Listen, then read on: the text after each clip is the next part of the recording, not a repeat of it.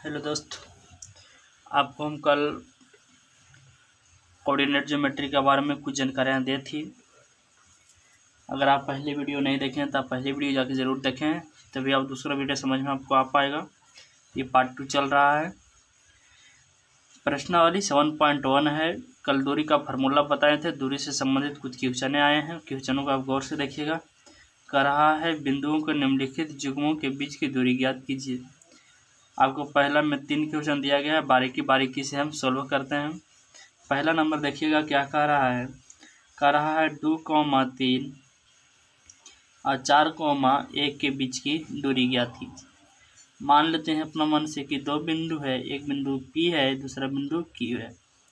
इससे पहले आप एक बात समझ लीजिएगा कि अगर कोई माइनस पर ऑड नंबर हो यानी विषम संख्या हो तो माइनस होगा। अगर कोई माइनस अंक पर पावर इवेन हो यानी सम संख्या हो तो उसका आंसर पॉजिटिव में होगा। निगेटिव पर पावर ऑड हो तो उसका आंसर निगेटिव में मिलेगा। निगेटिव पर पावर इवन हो तो उसका आंसर पॉजिटिव में मिलेगा। यहाँ आते हैं PQ बराबर 2-3 प्रकार का फार्मूला बताए थे कि किसी भी फार्मूला का इस्तेमाल हम कर सकते हैं। चला x2 माइनस x1 के whole square plus y2 minus y1 के होल स्क्वायर। चला दोस्त, हम आपको ये बोले थे अगर नहीं समझ में आएगा, दिक्कत है कहीं, तो आप यहाँ मान लीजिएगा x1 y1, यहाँ मान लीजिएगा x2 और y2। x2 के वैल्यू 4, x1 के वैल्यू 2 के होल स्क्वायर, y2 के वैल्यू 1, y1 के जो वैल्यू आएगा क्या आएगा बाबू 3 ई होल स्क्वायर। 4 में से 2 गया 2, 1 में से 3 गया -2 का स्क्वायर। 2 का स्क्वायर करेंगे 4।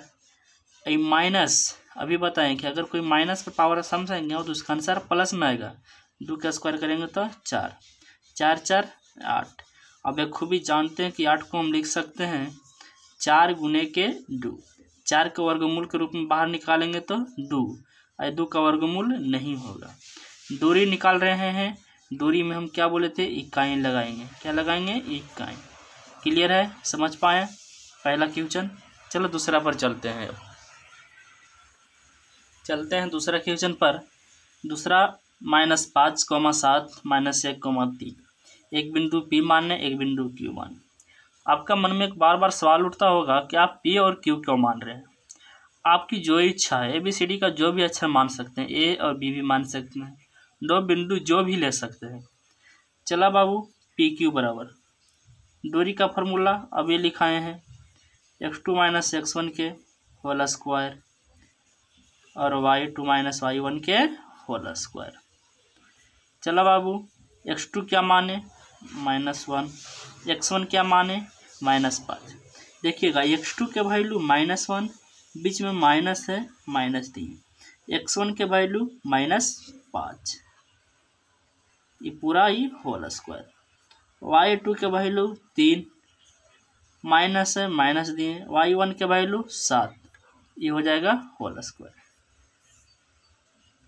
-1 माइनस माइनस प्लस 5 के स्क्वायर, 3 में से 7 गया -4 के स्क्वायर, 5 में से 1 गया 4 के स्क्वायर और -4 के स्क्वायर। 4 का स्क्वायर करेंगे तो 16। अब ये बताएंगे अगर कोई भी माइनस पर पावर इवन हो तो इसका आंसर पॉजिटिव में देगा। तो यहाँ 4 का स्क्वायर 16, 16 16 32, 32 के की लिखियो दोस्त, लिख दे 16 गुने के 2। 16 के वर्गमूल के रूप में कितना आएगा, 16 क्या आएगा 4, 2 के होगा नहीं होगा, नहीं 4 और 2, इसको क्या लगा देंगे, इकाई लगा देंगे। इस प्रकार से मेरा पहला का दूसरा भी समाप्त हो गया। देखते हैं पहला का तीसरा नंबर। चलो तीसरा नंबर प्रश्न देखते हैं। ये एग्जाम के व्यू से भी आए भी है, गौर से देखिएगा। फिर कराए दूरी निकालिए। AB बराबर फार्मूला क्या होगा, x2 माइनस x1 के होल स्क्वायर प्लस क्या होगा y2 माइनस y1 के होल स्क्वायर।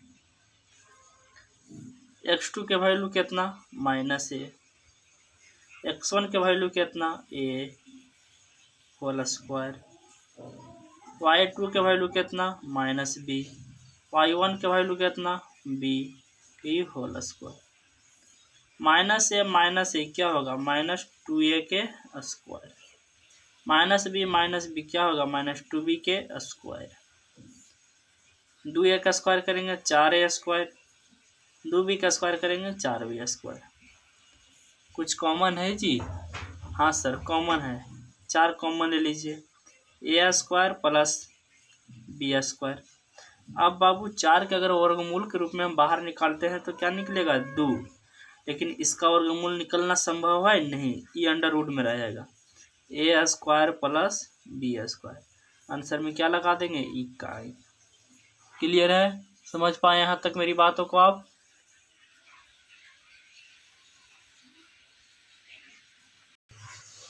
चलो बाबू दूसरा नंबर प्रश्न देखते हैं। दूसरा नंबर प्रश्न कह रहा है 0,0 और 36,15 के बीच की दूरी ज्ञात कीजिए। देखिएगा 0,0 एक बिंदु है 36,15, ये दोनों के बीच की दूरी मान लेते हैं, जैसे हम मानते थे ये बिंदु को A और ये बिंदु को B, ये x1 y1 ये x2 और y2। चला बाबू इसको हम AB बराबर क्या लिखते हैं x2 माइनस x1 के whole square plus y2 minus y1 के होल स्क्वायर।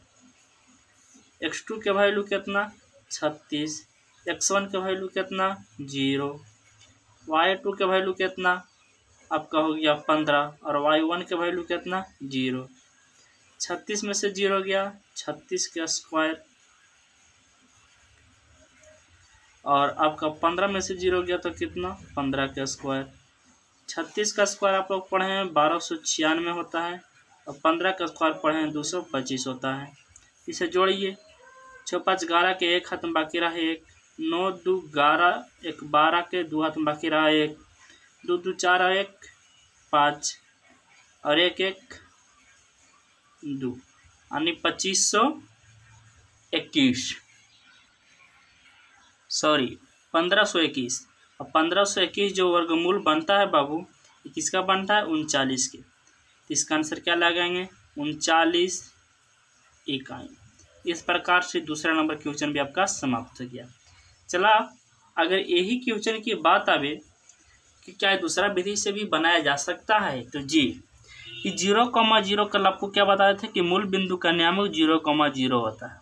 ये आगे हम चर्चा करेंगे कि जब मूल बिंदु से दूरी के है, ये क्या है मूल बिंदु से दूरी है। जब मूल बिंदु से दूरी कर रहा है तो मूल बिंदु से दूरी का फॉर्मूला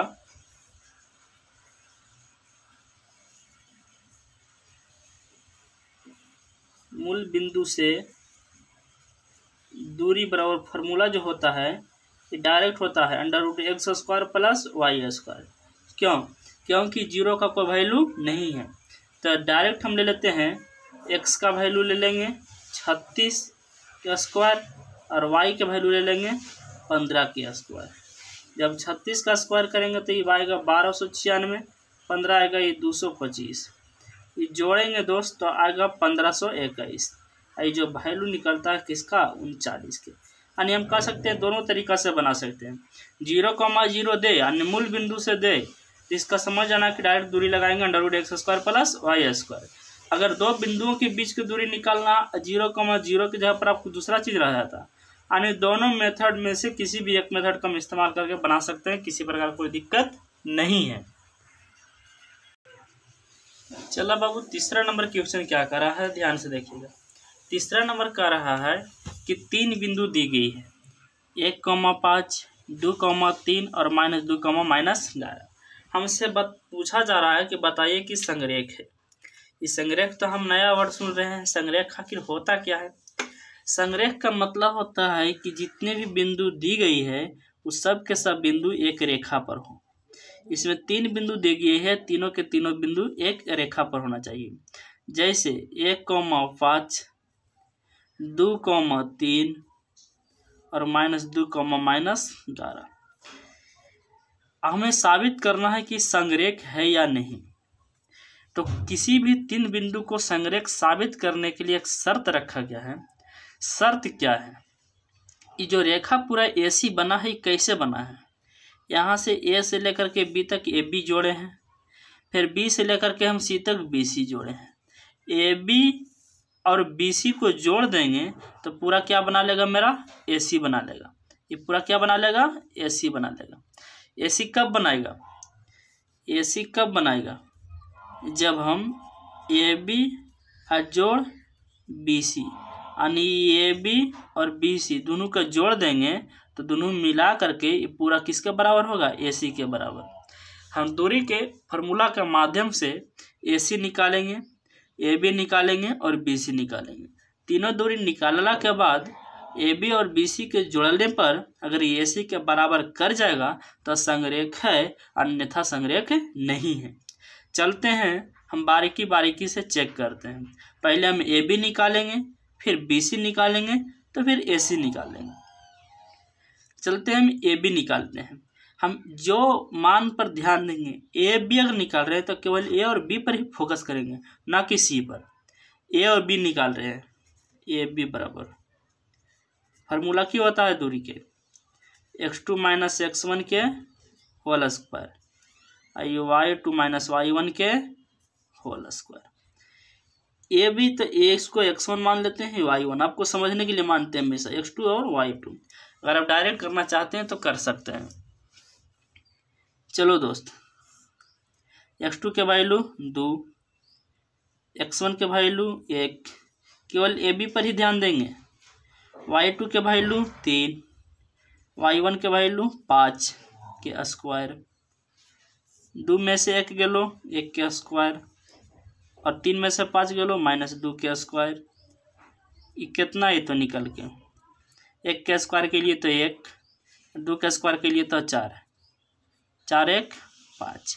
यानी जो AB निकल कर आया है, क्या आया है? 5 इकाई आया है। AB निकल कर आ गया है आपको 5 इकाई।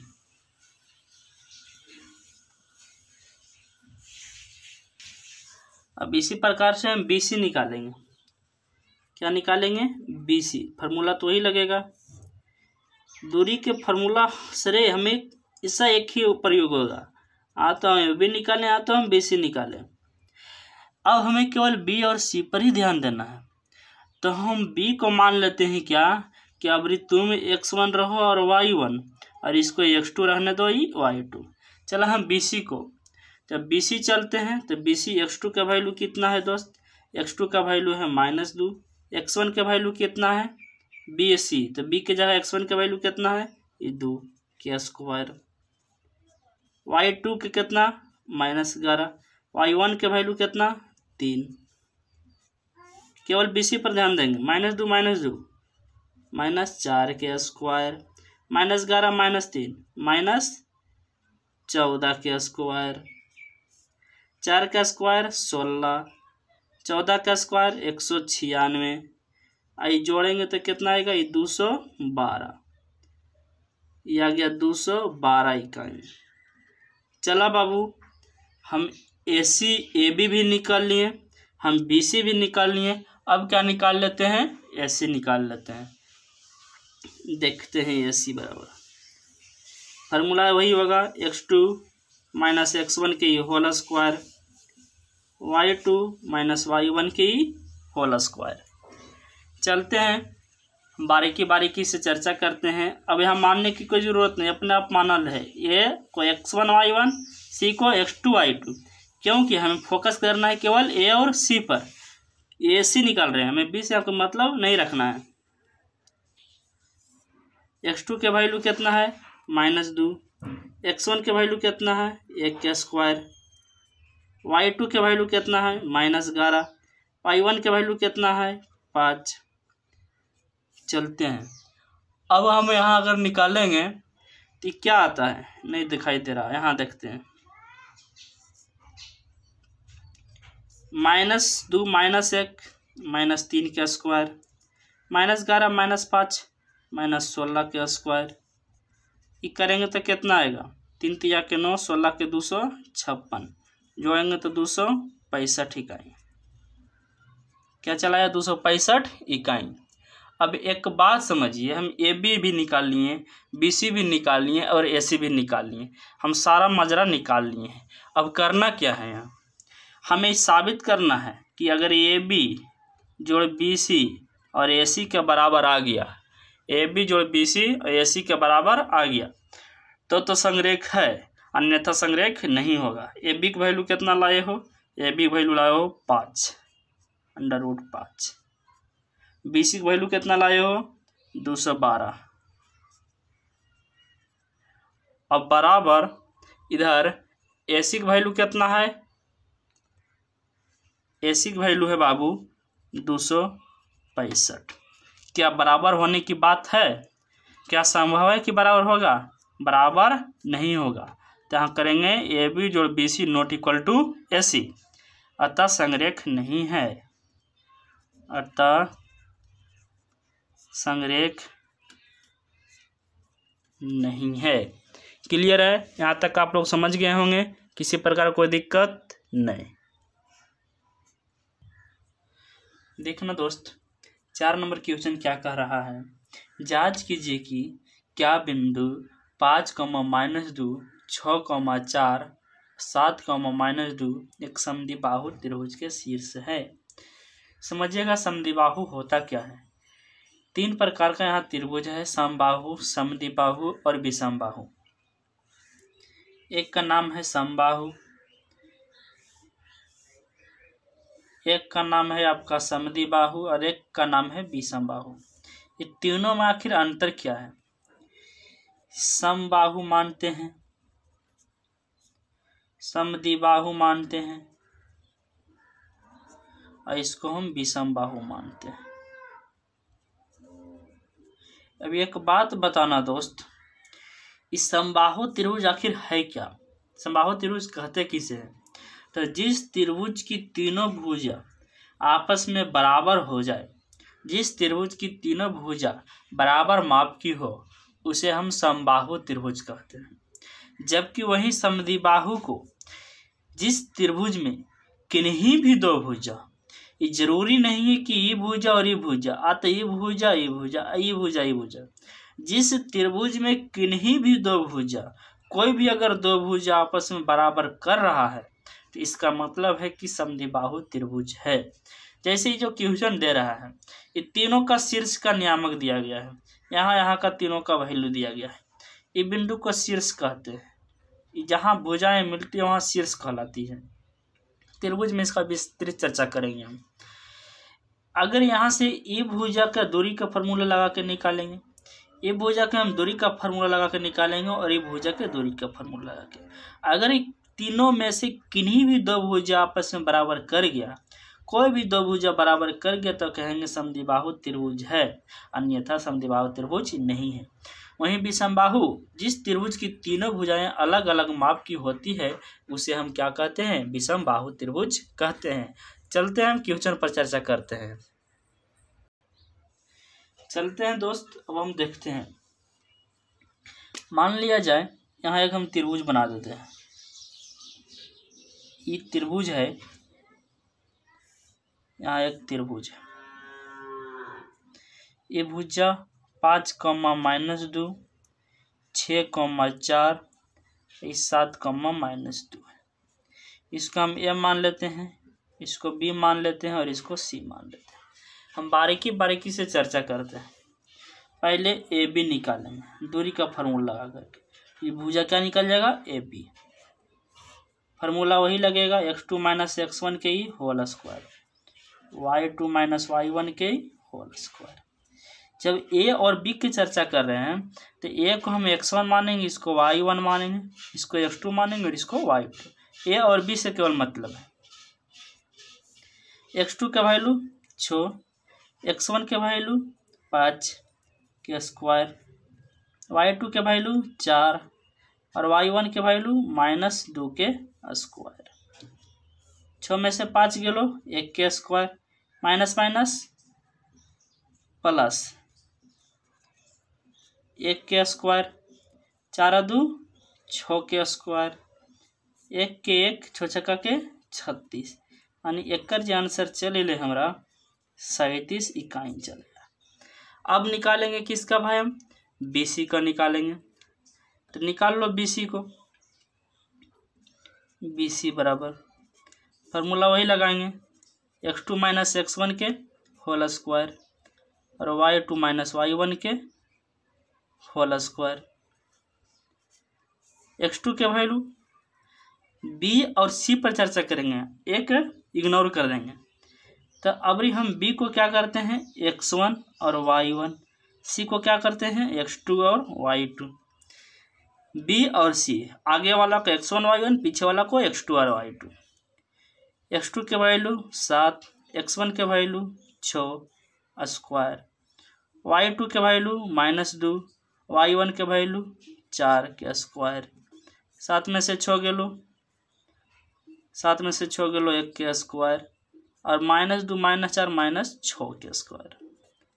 1 के स्क्वायर 1, 6 के स्क्वायर 36। निगेटिव पर पावर इवेन हो, सम संख्या हो पॉजिटिव। 36 1 37। देखा भाई, ये भी निकल लियो, BC निकल लियो। यहाँ तक तो 2 भुजा बराबर कर गए। अगर तीसरा भुजा बराबर नहीं करा है तो एकर मतलब समद्विबाहु है। अगर तीसरका बराबर कर जाए तो समद्विबाहु नहीं बल्कि समबाहु हो जीते। चलो हम देखिए निकाल के AC की फार्मूला x2 माइनस x1 के whole square, y2 minus y1 के होल स्क्वायर। x2 के वैल्यू कितना को A और C से चर्चा करना। A x1 y1 मान ले है, ये है, C x2 y2 मान ले ये। x2 के वैल्यू 7, x1 के वैल्यू 5, y2 के वैल्यू कितना -2 और y1 के वैल्यू कितना -2। 7 में से 5 गेलो तो कितना बचलो, 2 के स्क्वायर और यहाँ -2 माइनस +2, इसी कट गए यानी 0। 2 के स्क्वायर खाली कुछ हो गए 4, वर्गमूल निकलिए तो 2। यानी हमारा आराम से कह सकिए कि AB, BC और AC तीनों भुजा ज्ञात किए हैं। इसमें 2 ही भुजा बराबर है, एक बराबर है AB, एक बराबर है BC। हम अभी बताएं कि किसी त्रिभुज के कोई भी अगर 2 भुजा बराबर हो जाती है तो वह त्रिभुज समद्विबाहु होगा। इसका मतलब ये समद्विबाहु है क्योंकि AB जो है BC के बराबर है। अतः समद्विबाहु त्रिभुज का शीर्ष है। धन्यवाद मेरे दोस्तों, उम्मीद है, आशा है कि आप समझ गए होंगे। अगर समझ गए तो कमेंट बॉक्स में अपना राय जरूर दें। धन्यवाद, मिलते हैं अगले वीडियो के साथ, अगला क्लास पार्ट 3 में।